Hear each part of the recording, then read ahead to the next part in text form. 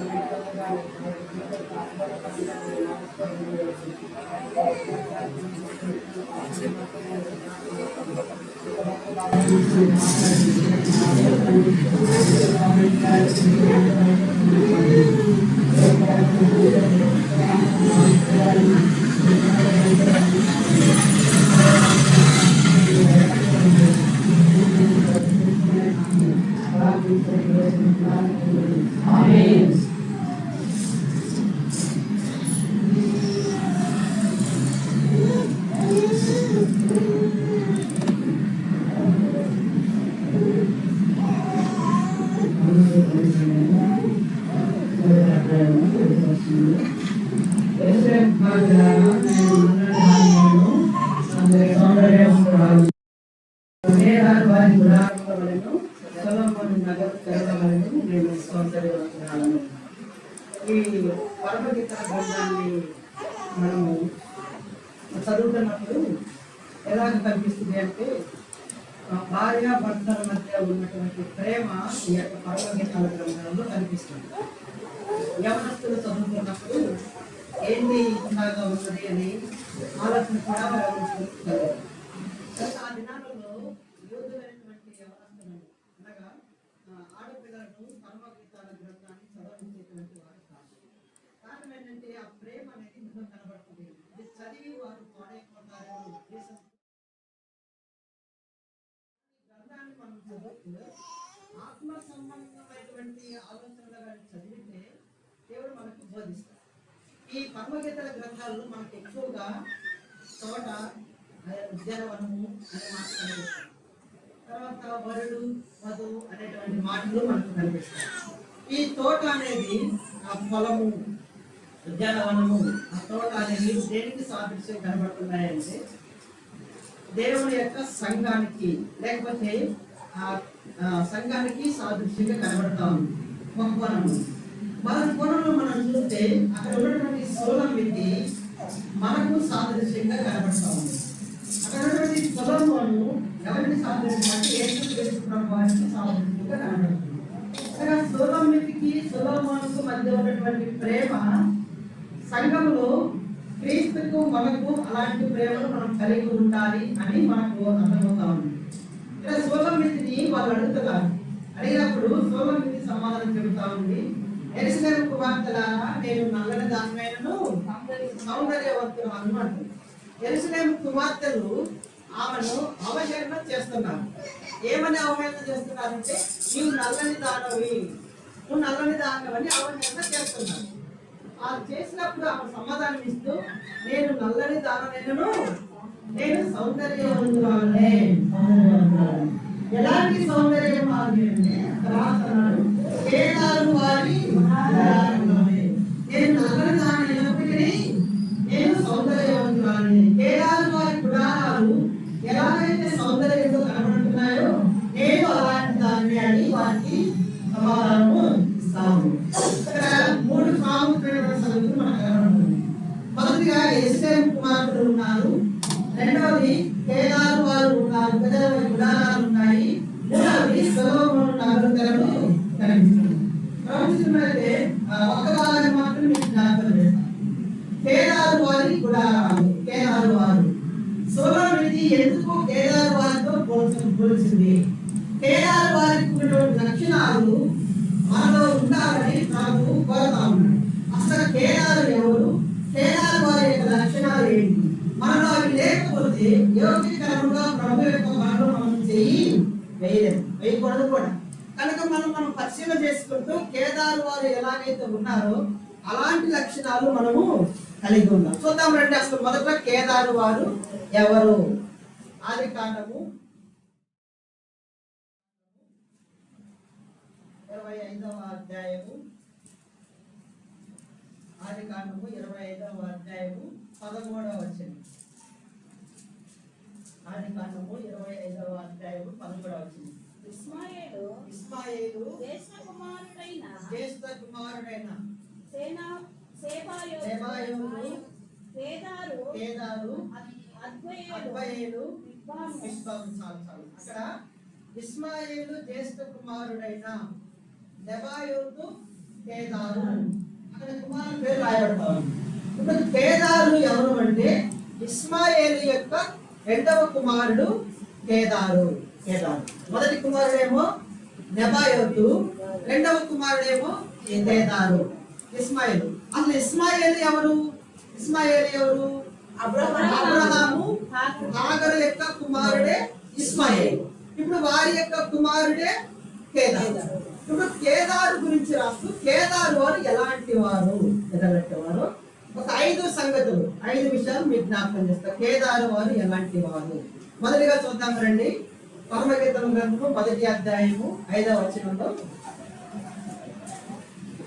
కేదారు వారు ఎవరో చూద్దాం. పరమగీతం గ్రంథం 1వ అధ్యాయం 5వ వచనం.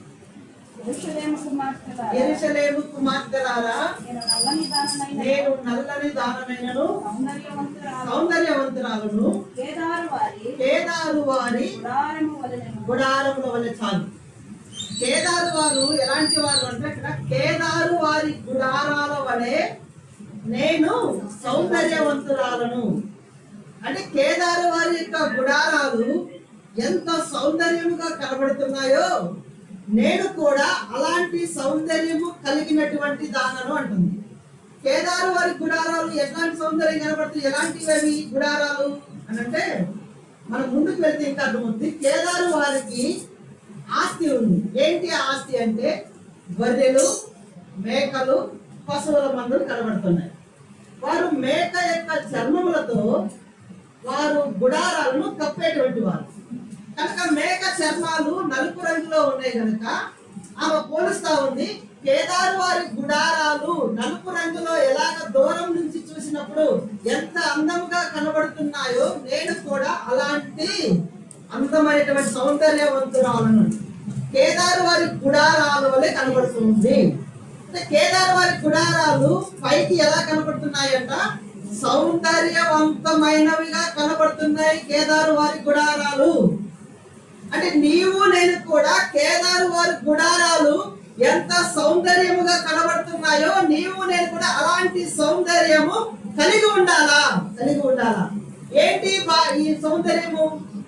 మనము ఆలోచిస్తున్నట్టుగా బాహ్య సౌందర్యం కాదు, బాహ్య సౌందర్యం కాదు.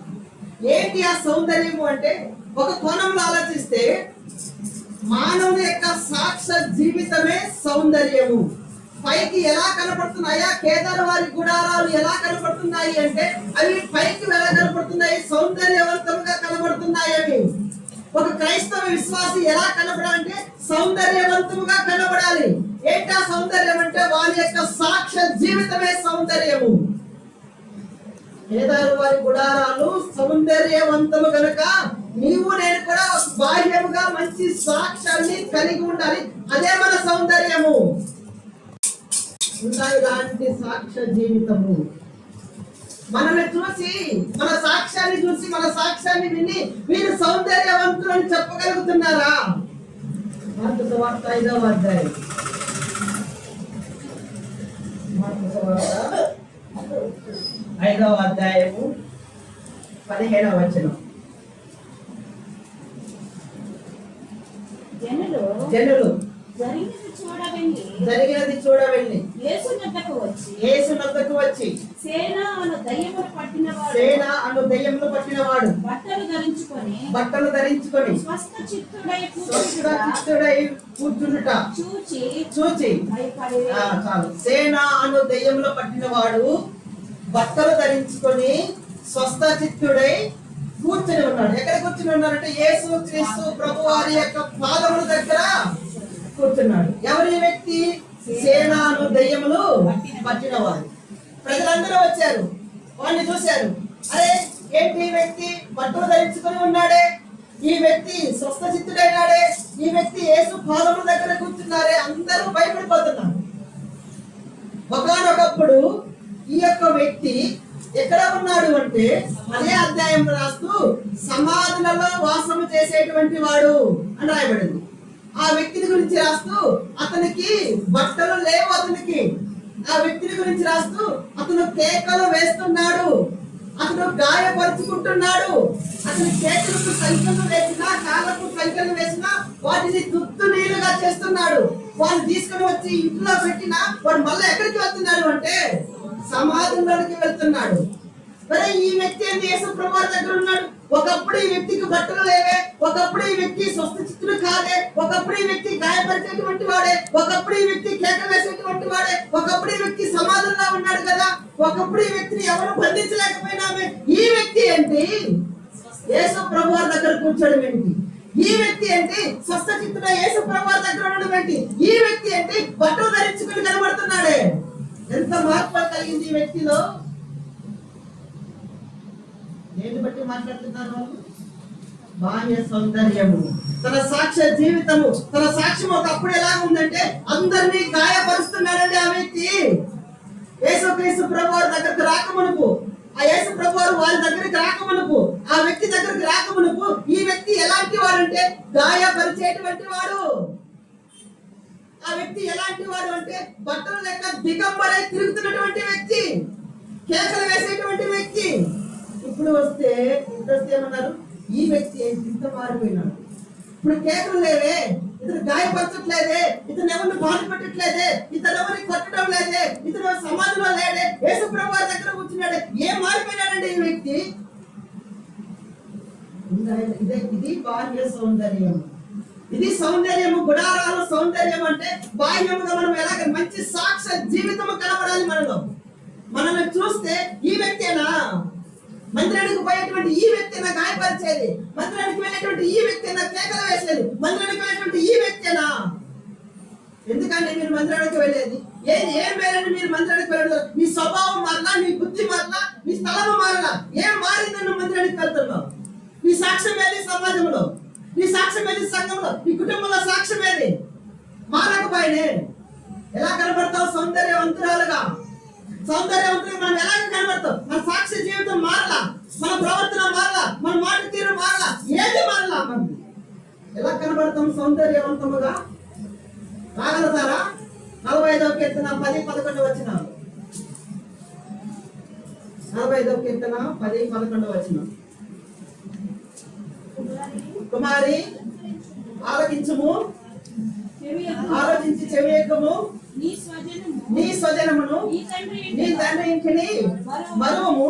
ఈ రాజు నీ ప్రభు అతడు నీ సౌందర్యమును ఏ సౌందర్యం కోరినాడు?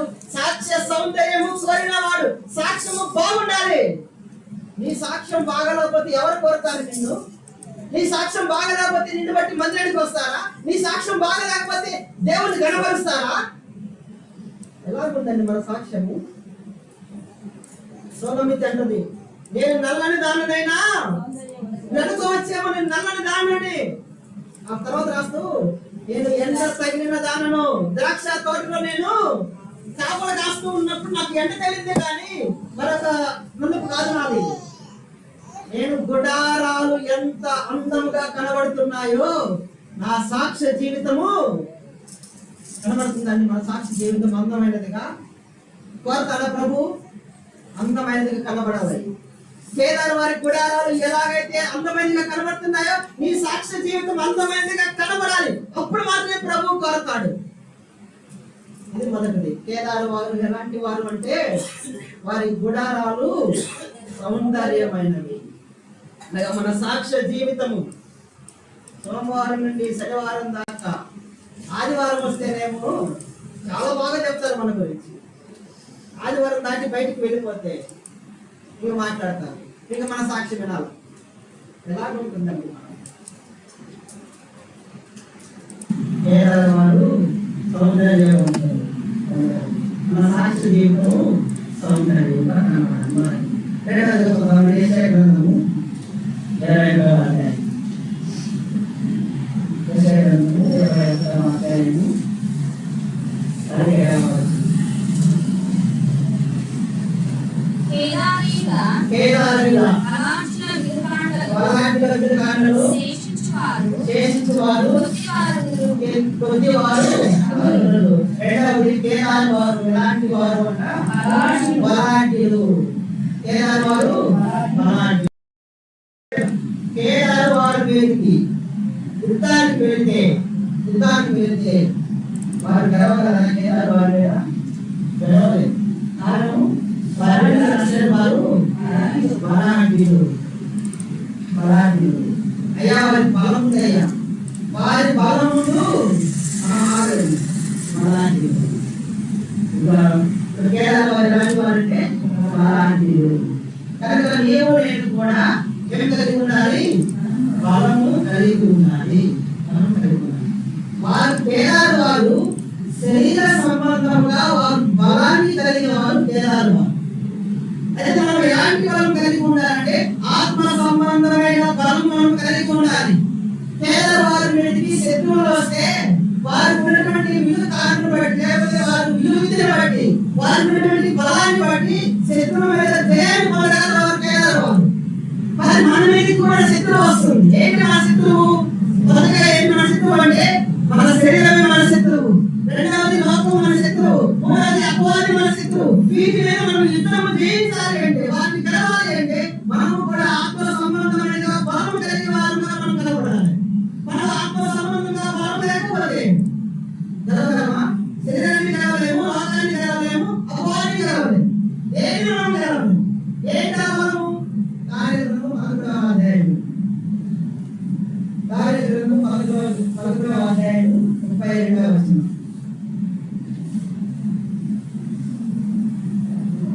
కార్యగ్రంథం 11వ అధ్యాయం 32వ వచనం. మాటలు చెప్పి అతిక్రమించు వారిని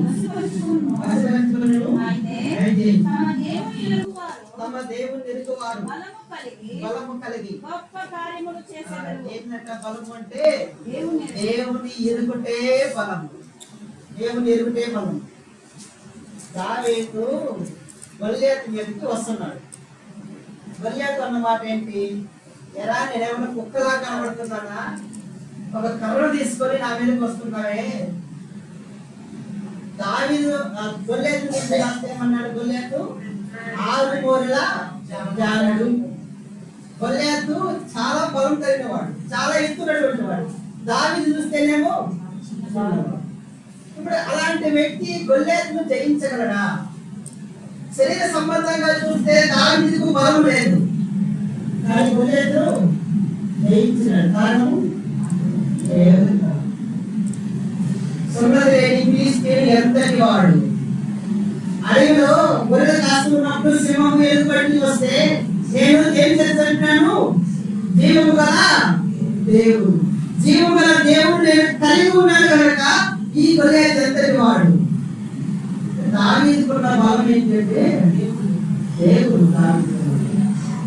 చంద్రకు మేషకు అభ్యర్థులు అడిగితే అయ్యా ఏంటయ్యా మీరు ఇంకా మాట్లాడుతున్నారు? రాజేమో నమస్కరించమని చెప్తున్నాడు ప్రతిమకు, మీరేమో నమస్కరించమంటున్నారు. ఇందుని గురించి ప్రత్యుత్తరం చింత మాకు లేదు, మండుచున్న వేడితో అగ్ని నుండి మమ్మల్ని తప్పించడం దేవుడు సమర్థుడు. ఎంత బలం అండి వారికి దేవుడు అంటే. ఎరిగినావా నీవు దేవుడిని? దేవుడు ఈ కార్యము చేయగలడు అని ఎరిగినావా? దేవుడు ఈ ఆపద నుంచి బయట పడవేయగలడు ఎరిగినావా? దేవుడు సమస్తము చేయగలడు ఎరిగినావా నీవు? ఎరగకపోతే దేవుడు ఎరిగిన వారు, దేవుని స్వభావమును దేవుని గుణమును ఎరిగినటువంటి వారు బలము కలిగిన వారు. ఆ అందరితో పాటు దేవుడే అందరితో పాటు వెళ్తున్నాము అంటే నువ్వు బలము కలిగిన వారిగా ఉండవు. కొంతకాలం వస్తావు, మానేస్తావు. ఏమో మానేస్తావంటే శోధనలు, శ్రమలు, ఇబ్బందులు, ఆటుపడి సూటిపడి మాటలు, ఇంట్లో నుంచి మాటలు, బయట నుంచి మాటలు, ఇదన్నింటినీ తట్టుకోలేక ఏం చేస్తావు? నువ్వు మందిరమును విడిచిపెడతావు. అదే దేవుణ్ణి కలిగి ఉంటుంటే వీటన్నిటిని జయించలేవా? పత్రిక 4వ అధ్యాయం.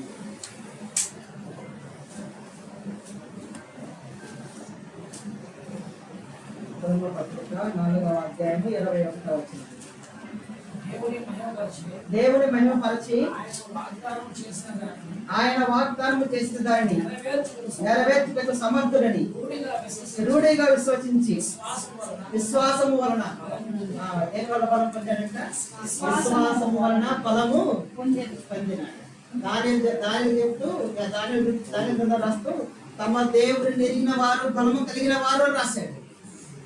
లోపలికి వచ్చినప్పటికీ విశ్వాసము కలిగిన వారు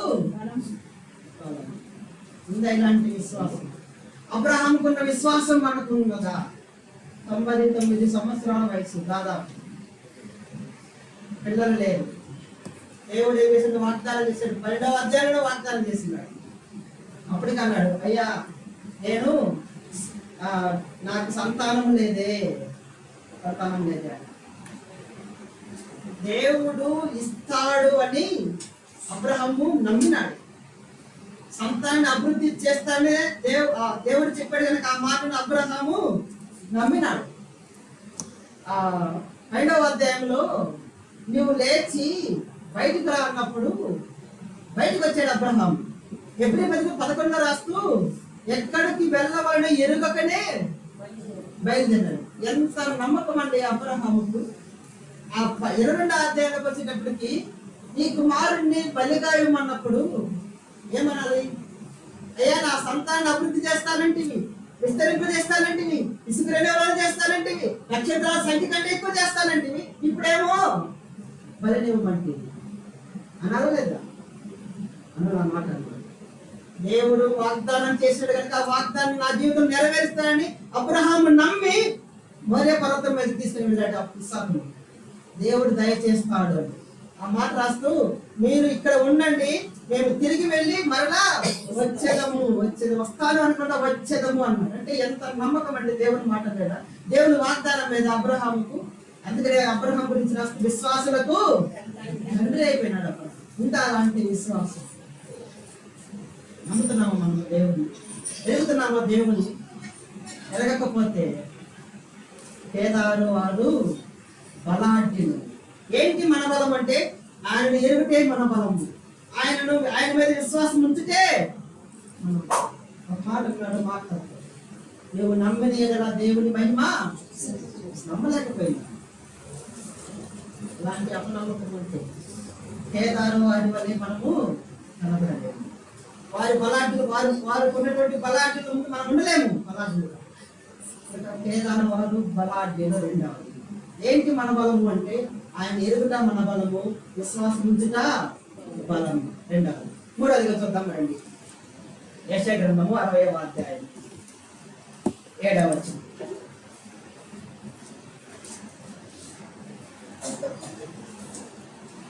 యెషయా గ్రంథము 60వ అధ్యాయం 7వ వచనం.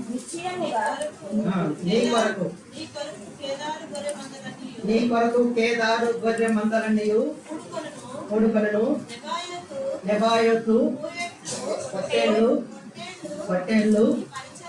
నీ పరిచర్యకు ఉపయోగములగును.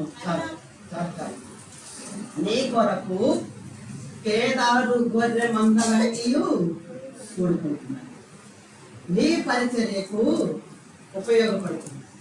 ఇప్పుడు కేదారు వారికి ఏం కలిగి ఉన్నారు అని కేదారు వారు అంటే గొర్రెలను కలిగి ఉన్నారు కేదారు వారు. ఈ కేదారు వారి గొర్రెలు దేనికి కూడుకుంటున్నాయంట? నీ కొరకు అనగా దేవుని కొరకు కేదారు వారికి కూడా గొర్రెలు కూడుకుంటున్నాయి. నెబాయోతు పొట్టేళ్ళు పరిచర్యకు ఉపయోగపడుతున్నాయి. కేదారు అనగా రెండు అర్థాలు ఉన్నాయి. ఒకటి నల్లని వారు అని అర్థం. నల్లని వారు ఎందుకు నల్లని వారు అంటే వారి గుడారాలు మేక చర్మాలతో ఉంటాయి కనుక నల్లని వారు. రెండవది కేదారు వారు అర్థం ఏంటంటే కాపరులను ఇచ్చువారు, లేకపోతే పరిచర్యకు ఇచ్చేటువంటి వారు అని అర్థం. పరిచర్యకు ఇచ్చేటువంటి వారు. అయ్యా కేదారు వారున్నారా, మీరు ఎందుకు గొర్రెలను మేపుతున్నారు? కేదారు వారున్నారా, మీరు ఎందుకు పొట్టేలు మేపుతున్నారంటే వారు చెప్పేటువంటి సమాధానము, మేము మా పొట్టేలను మా గొర్రెలను దేవుని కొరకు మేము పెంచుతున్నాం. ఎందుకు మీరు అంటే ఈ గొర్రెలన్నీ దేవునికి ఉపయోగిస్తున్నాయి, ఈ పరిచర్యకు ఉపయోగపడుతున్నాయి. మా గొర్రెలు మా పొట్టేలన్నీ దేవుని పరిచర్యకు ఉపయోగపడుతున్నాయి. కేదారు వారు ఎవరు అంటే ఇచ్చేటువంటి వారు. దేని కొరకు ఇచ్చేటువంటి వారు అంటే దేవుని పరిచర్య కొరకు ఇచ్చేటువంటి వారు. ఈ గుణం మనలో కనబడుతున్నారా? మాట్లాడుతున్నారండి. ఆది కాండము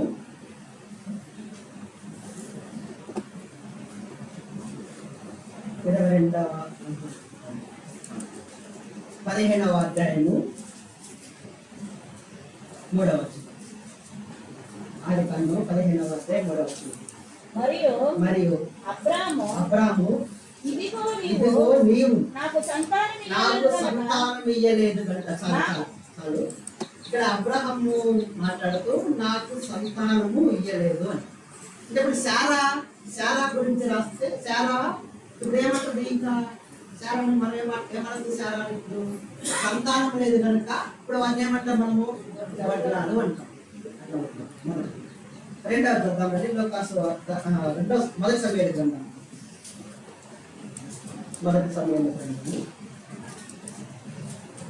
1 అధ్యాయము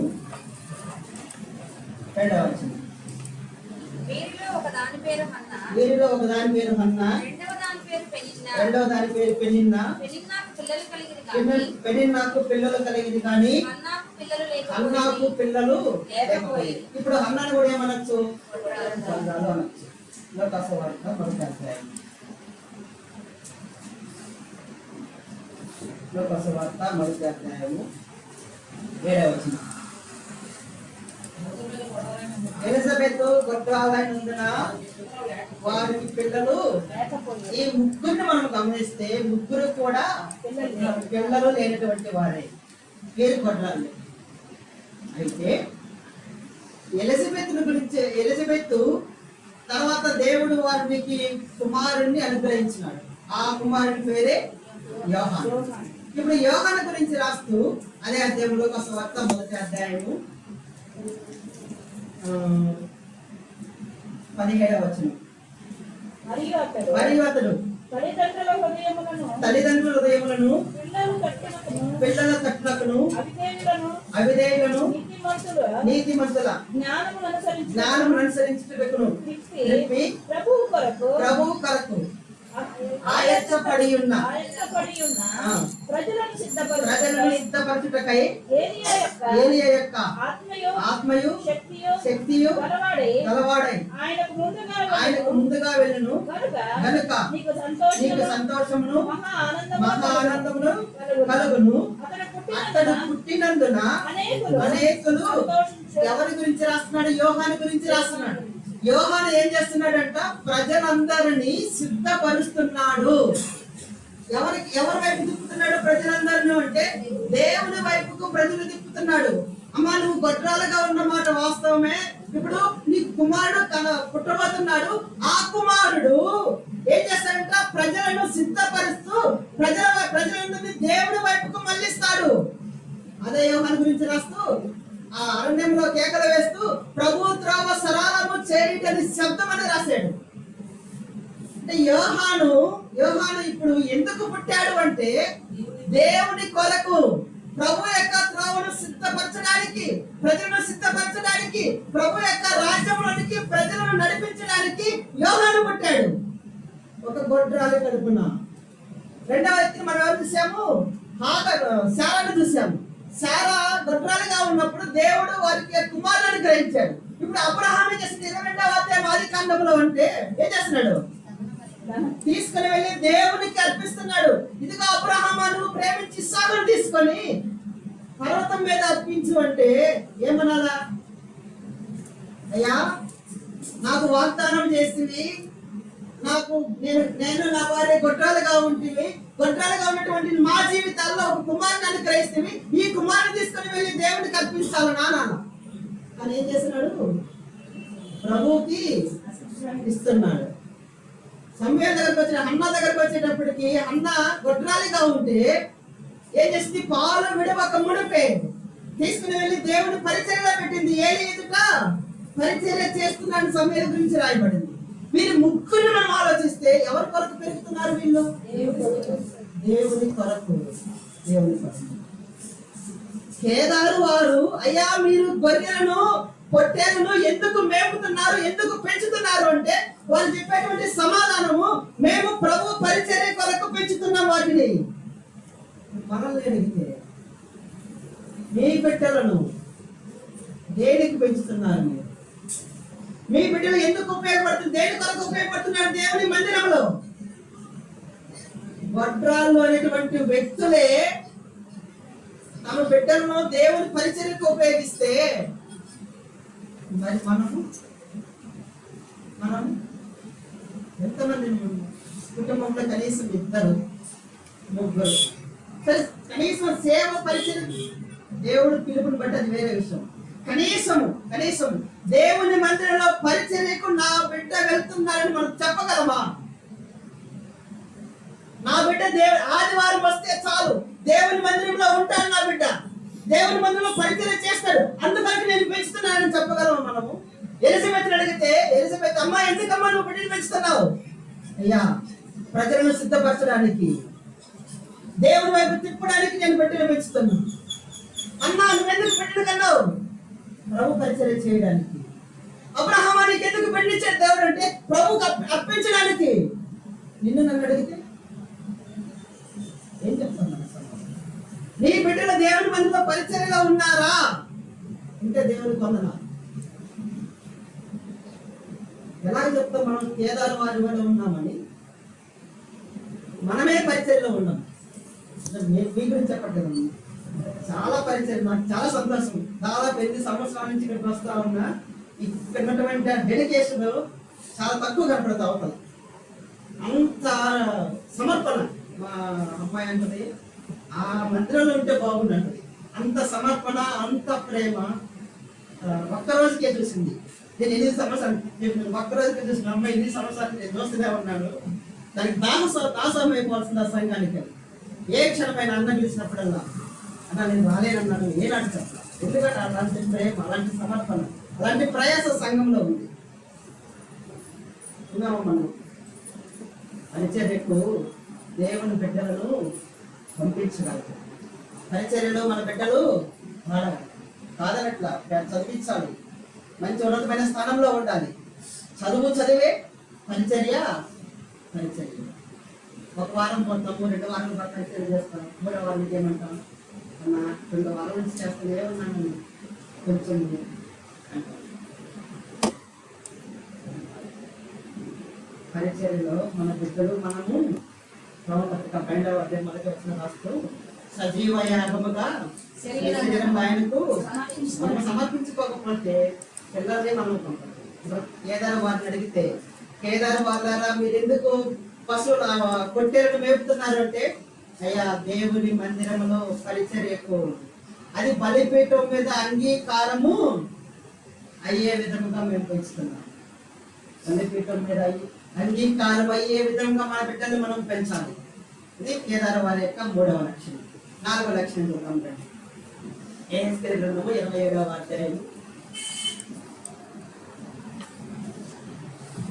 ఏహెజ్కేలు గ్రంథము 27వ అధ్యాయం 21వ వచనం.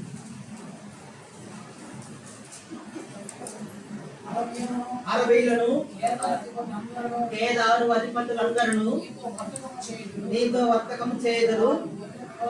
వారు బలి పిల్లలను, పొట్టేళ్లను, మేకలను ఇచ్చి నీ సరుకులు కొనుక్కుందరు. వీటినిచ్చి వారు నీతో వర్తకము చేయదురు. నీతో వర్తకము చేయదురు. కేదారు వారు మొదటిగా ఎలాంటి వారు? బాహ్య సౌందర్యము కలిగిన వారు కేదారు వారు. రెండవది కేదారు వారు ఎలాంటి వారు? బలాఢ్యులు. మూడవదిగా కేదారు వారు ఎలాంటి వారు అంటే పరిచర్యకు ఇచ్చేటువంటి వారు. పరిచర్యకు ఇచ్చేటువంటి వారు కేదారు వారు. నాలుగవదిగా కేదారు వారి గురించి రాస్తే ఇక్కడ వారు నీతో వర్తకము చేయుదురు. ఎవరు వర్తకము చేసేటువంటి వారు అంటే కేదారు వారు. వర్తకం అనగా వ్యాపారము, అనగా కేదారు వారు వ్యాపారము చేసేటువంటి వారు. వ్యాపారం చేసేటువంటి వారు అనగా ఇప్పుడు నీవు నేను ఎలా ఉండాలా? వ్యాపారము చేసేటువంటి వారుగా ఉండాలా? వ్యాపారము చేయాలి. ఎక్కడ చేయాలా వ్యాపారము? సంఘంలో వ్యాపారం చేయాలి, బయట వ్యాపారం చేయాలి. వ్యాపారము చేయకపోతే నువ్వు కేదారు వారు కాలేవు. నువ్వు కేదారు వారు కాలేవు కనుక ప్రభు పనులు చేయడానికి అర్హత లేదు. ప్రతి క్రైస్తవుడికి వ్యాపారము కావాలి. ఏంటి వ్యాపారము? లోక సంబంధమైన వ్యాపారం కాదది. చూద్దాం రెండవ మాట. మార్కు సువార్త 1వ అధ్యాయం. మార్కు సువార్త 1వ అధ్యాయం 17వ వచనం.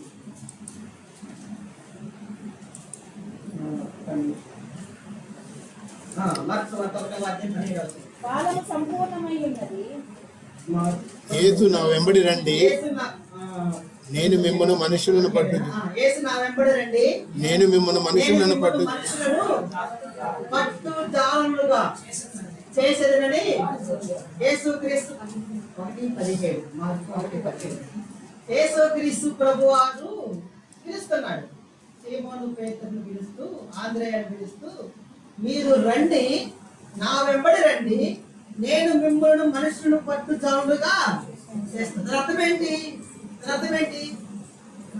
మార్కు సువార్త 16వ అధ్యాయం చివరిలో 15-16లో ఏమని రాస్తాడు? మార్కు సువార్త 16వ అధ్యాయం ఆయన మరియు మీరు సర్వలోకమునకు వెళ్ళి సర్వ సృష్టికి సువార్తను ప్రకటించుడి. సర్వ సృష్టికి సువార్తను ఎందుకు పిలిచినాడు? పేతురును ఆంద్రేయను తన శిష్యులను ఎందుకు పిలిచినాడు?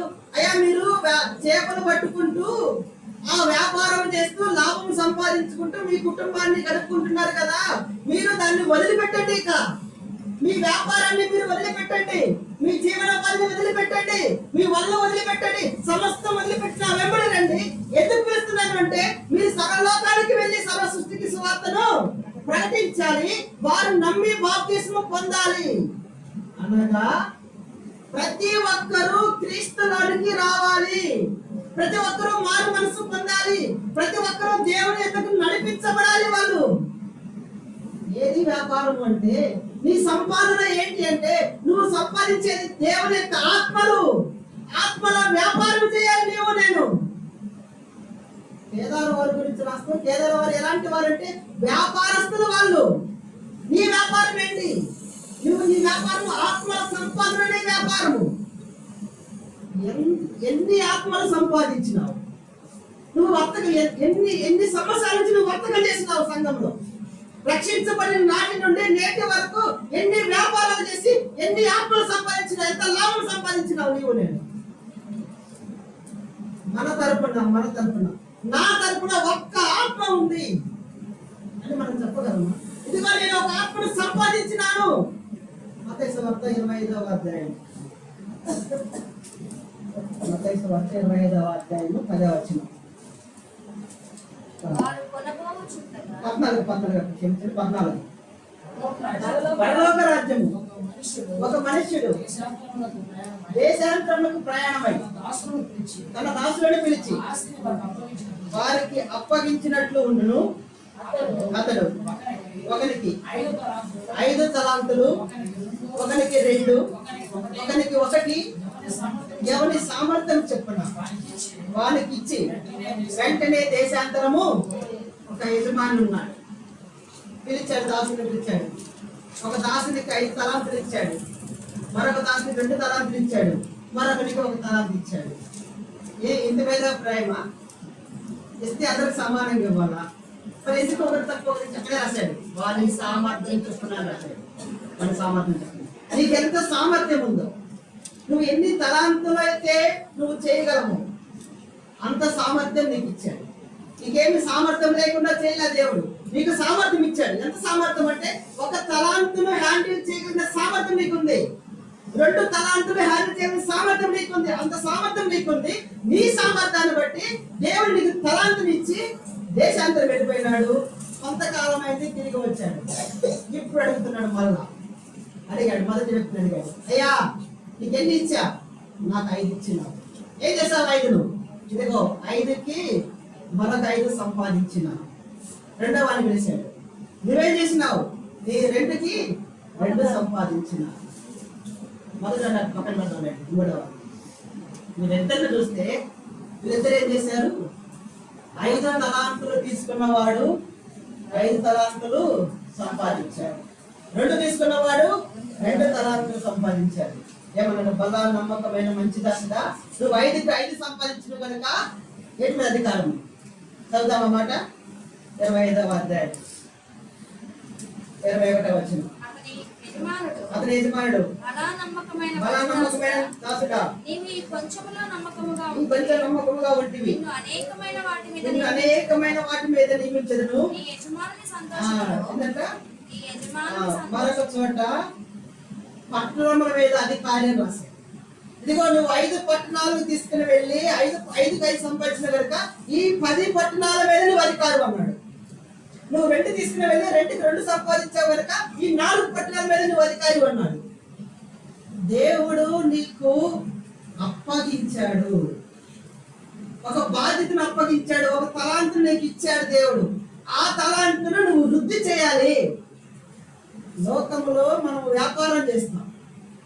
రూపాయి పెట్టుబడి పెట్టినప్పుడు ఆ రూపాయికి మరొక రూపాయిని సంపాదించుకుంటాం. ఒకవేళ నష్టపోతే మనం వ్యాపారం చేస్తామా? చెయ్యము. ఎందుకు వ్యాపారం చేస్తున్నామంటే రూపాయికి మరొక రూపాయి రావాలి అనే ఉద్దేశంతోనే వ్యాపారం చేస్తాం.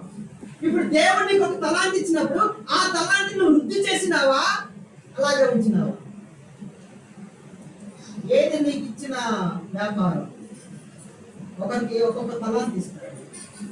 ప్రార్థన చేసే తలాంతి ఒకరికి ఇస్తాడు, పాటలు పడే తలాంతి ఒకరికి ఇస్తాడు, వాక్యం చెప్పే తలాంతి ఒకరికి ఇస్తాడు, సువార్త చెప్పే తలాంతి ఒకరికి ఇస్తాడు, పరిచయం చేసే తలాంతి ఒకరికి ఇస్తాడు, వంట పరిచయం ఒకరికి తలాంతి ఒకరికి ఇస్తాడు. నీ వ్యాపారంలో నువ్వు అభివృద్ధి చేసినావా? ఎంతమంది నువ్వు తయారు చేసినావు? ఎన్ని ఆత్మలు సంపాదించినావు?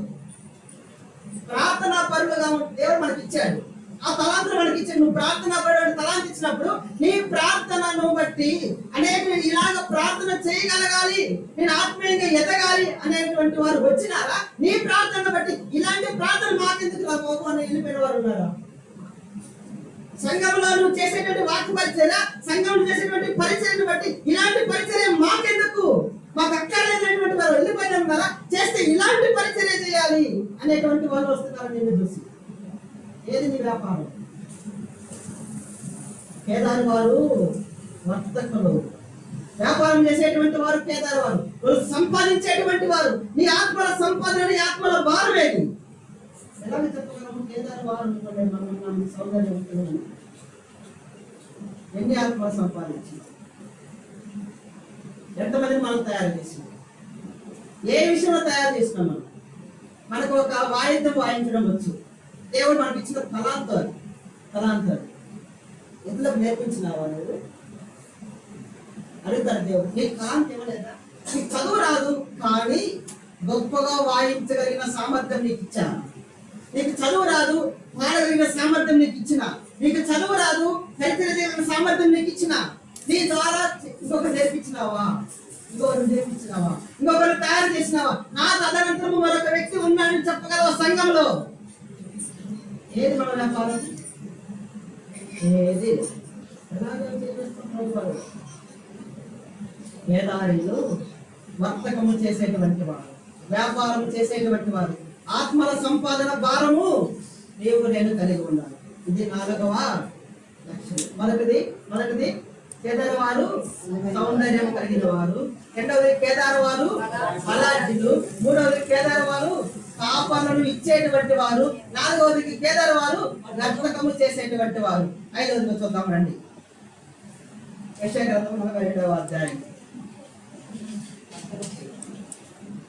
యెషయా గ్రంథం 42వ అధ్యాయం 11, 12 వచ్చి. అరణ్యము దాని పురములను, కేదారు నివాస గ్రామములను బిగ్గరగా పాడవలెను. శరణివాసులు సంతోషించుదురుగాక. పర్వతముల శిఖరముల నుండి వారు కేకలు వేయుదురుగాక. ప్రభావం గలవారని మనుష్యులు యెహోవాను కొనియాడుదురుగాక. ద్వీపములలో ఆయన స్తోత్రము ప్రచురము చేయుదురుగాక. చాలు. 5వదిగా కేదారు వారు ఏం చేస్తున్నారంట? వారు పర్వతముల శిఖరముల నుండి కేకలు వేస్తున్నారు. వాళ్ళు ఎట్లా కేకలు? ఇవి పై భాగం రాస్తూ సంతోషించుదురుగాక. బిగ్గరగా పాడుతూ వారు సంతోషిస్తూ వారు కేకలు వేస్తున్నారు. వాళ్ళు సంతోషముతో కేకలు వేస్తున్నారు. వాళ్ళు పైన వచనంలోకి వచ్చేటప్పటికి మనుష్యులు ప్రభావము గలవాడని మనుష్యులు యెహోవాను కొనియాడుదురు. అంటే దేవుణ్ణి వాళ్ళు ఏం చేస్తున్నారు? ఘనపరుస్తున్నారు. వాళ్ళు కిందకి వచ్చేటప్పటికి స్తోత్రము చేస్తున్నారు. అంటే కేదారు వారు దేవుణ్ణి కొనియాడేటువంటి వారు. కేదారు వారు దేవుని స్తోత్రాన్ని ప్రచురము చేసేటువంటి వారు. కేదారు వారు దేవుని యొక్క నామమును బట్టి వారు సంతోషించి కేకలు వేసేటువంటి వారు కేదారు వారు. అనగా దేవుణ్ణి ఘనపరిచేటువంటి వారు కేదారు వారు. 5వదిగా ఎలాంటి వారు కేదారు వారు అంటే దేవుణ్ణి ఘనపరిచేటువంటి వారు కేదారు వారు. అసలు కేదారు వారు గురించి రాస్తూ అసలు వాళ్ళు ఎందుకు దేవుని కనపరచాలా? ఎందుకు దేవుని కనపరచాలా? వాళ్ళు ఆది కాండము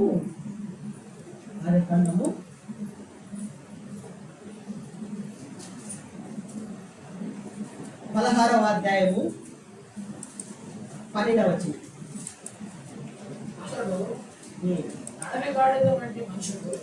అడవి గాడిద వంటి మనుషుడు అతని చేయి అందరికి, అందరి చేతులు అతనికి విరోధముగాను ఉండను. ఎవరు అతను? ఇస్మాయిల్. ఇస్మాయిల్ గురించి దేవుడు ఏమనంటే, అయ్యా ఇస్మాయిల్ ఎలాంటి వాడు అంటే అడవి గాడిద వంటి స్వభావం కలవాడు ఇస్మాయిల్.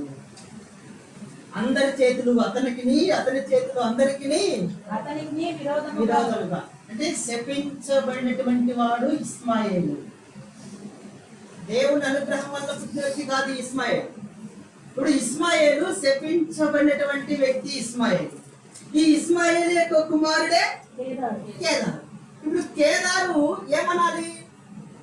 అయ్యా నువ్వు నా తండ్రిని శపించినావు, నా తండ్రిని అడవి గాడిద స్వభావం గల మనుషుడు అన్నావు, నా తండ్రి చేతులు అందరికి, అందరి చేతులు నా తండ్రికి విరోధముగా ఉందన్నావు. ఇలాంటి శాపము నా కుటుంబానికి, నా వంశముకు, నా తండ్రికి ఉంటే నేను ఎందుకు నిన్ను కనపరచాలి?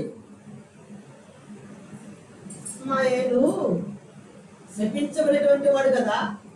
ఆ సంతానం నుంచి వచ్చినటువంటి వ్యక్తి కేదారు కదా. ఇప్పుడు కేదారు ఆ మాట అనాలి, నేను ఎందుకు నిన్ను కనపరచాలి? నువ్వు నాకు ఏమైనా చేసినావు, నా తండ్రికి నువ్వేమైనా చేసినావు, నా తండ్రిని శపించినావే, నా తండ్రిని అడవి గారి స్వభావం మనిషిని అన్నావే, నేను ఎందుకు నిన్ను కనపరచాలి అని అన్నది కేదారు.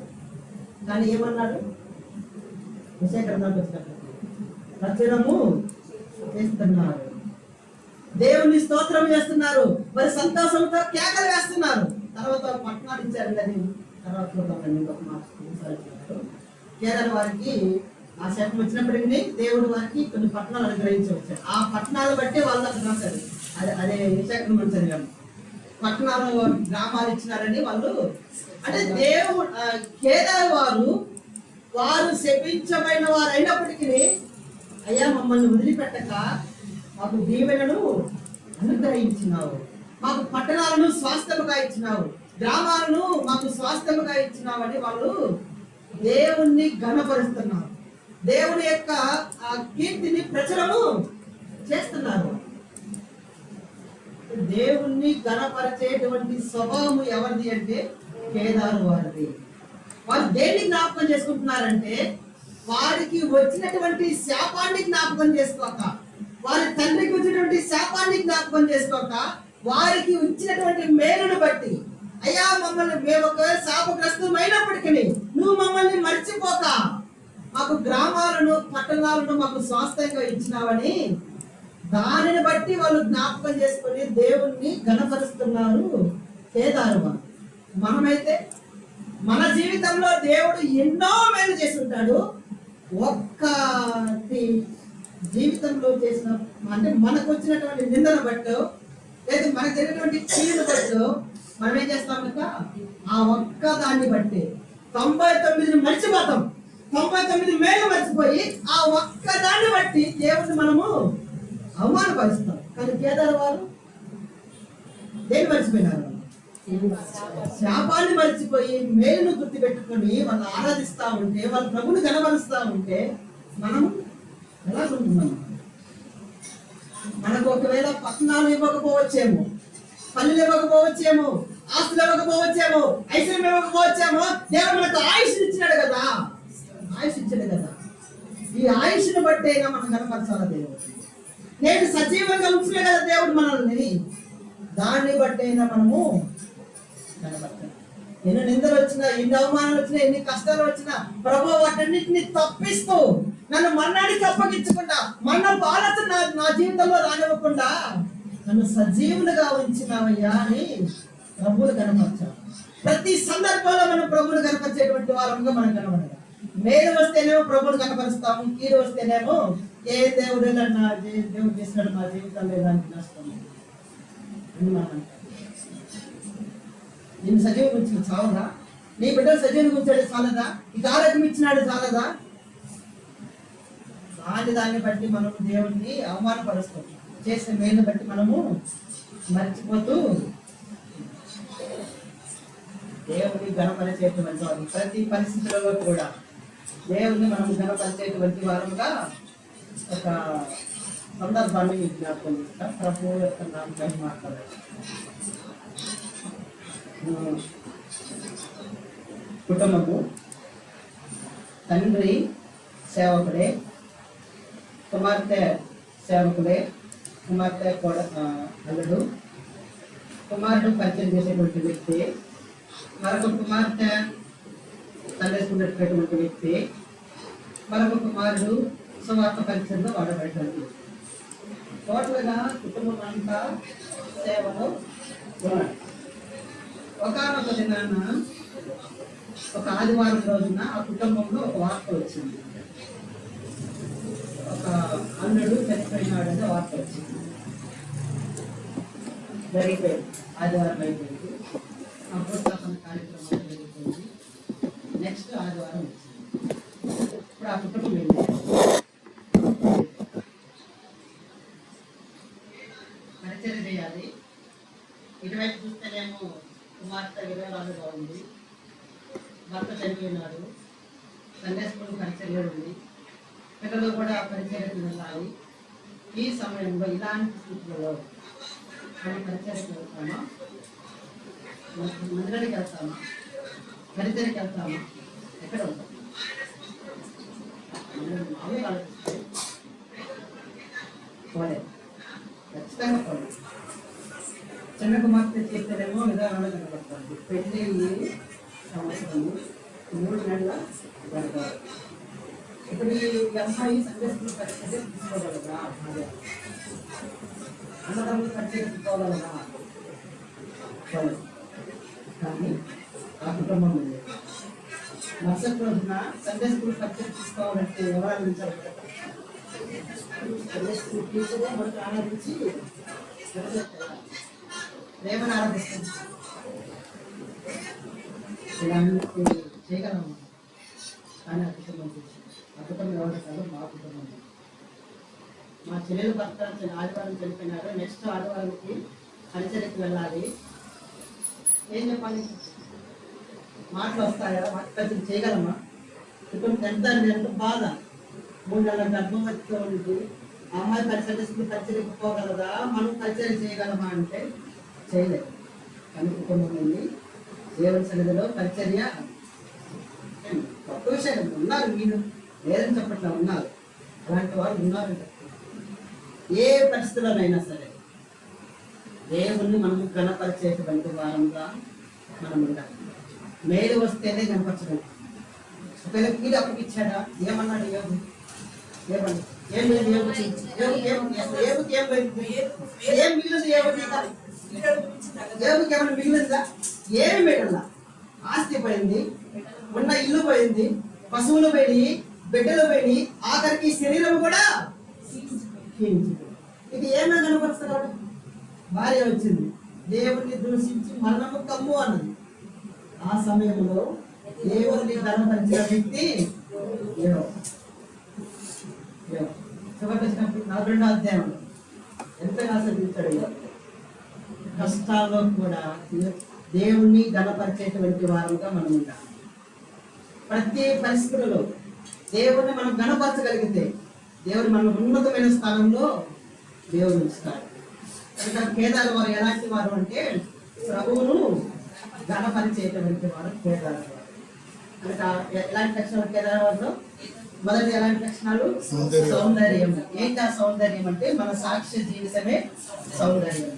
రెండవది కేదారు వారు బలాఢ్యులు. ఏంటి ఆ బలము అంటే దేవుని ఎరుగుట బలము, విశ్వాసం ఉంచుట బలము. చాలా విషయాలు అంటే 2 మాటలు.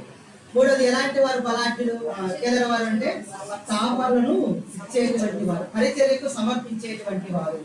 4వదిగా కేదారు వారు ఎలాంటి వారు? వ్యాపారం చేసేటువంటి వారు, వర్తకం చేసేటువంటి వారు. 5వదిగా కేదారు వారు ప్రభువును గణపరిచేవారు. ఇలాంటి లక్షణాలు నేను కలిగి ఉన్నాను. ఒకవేళ లేకపోతే ఏ విషయంలో మనం తప్పిపోయినామో ప్రభువుని క్షమాపణ చేద్దాం. నేను ఫలాని విషయంలో తప్పిపోయినాను, నన్ను క్షమించు, నేను వారి వలె ఉంటాను, వారిలాగా ఉంటానని మనం ప్రభుత్వంలో చేయగలం. అయితే కేదారులు మరొక ఒక లక్షణం కూడా కనబడుతుంది. అది ఎలాంటి వారు అంటే కలహప్రియులు. కలహప్రియులు వారి గుడారం మీద కాపురం ఉన్నారు, కానీ వారు కలహప్రియులు రాశారు. అది మనకు అవసరం లేదు. ఇంకొక పనం వచ్చినప్పుడు మనం చేస్తాం. కానీ 5 ఇలాంటి లక్షణాలు నీవు నేను కలిగి ఉంది. యోగకరమైనటువంటి రీతిలో ప్రభు యొక్క బలంలో మనము చేయగలుగుతాం.